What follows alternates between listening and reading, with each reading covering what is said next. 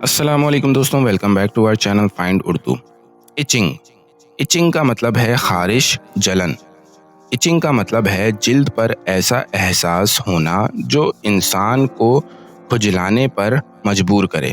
یہ اکثر allergy, insect byte یا اسکن انفیکشن کی وجہ سے ہوتی ہے۔ کبھی کبھی سوکھی جلد، گرم موسم یا غلط کریم لگانے سے بھی ایچنگ ہوتی ہے۔ He was itching after the mosquito bite۔ مچھر کے کاٹنے کے بعد اسے خارش ہو رہی تھی۔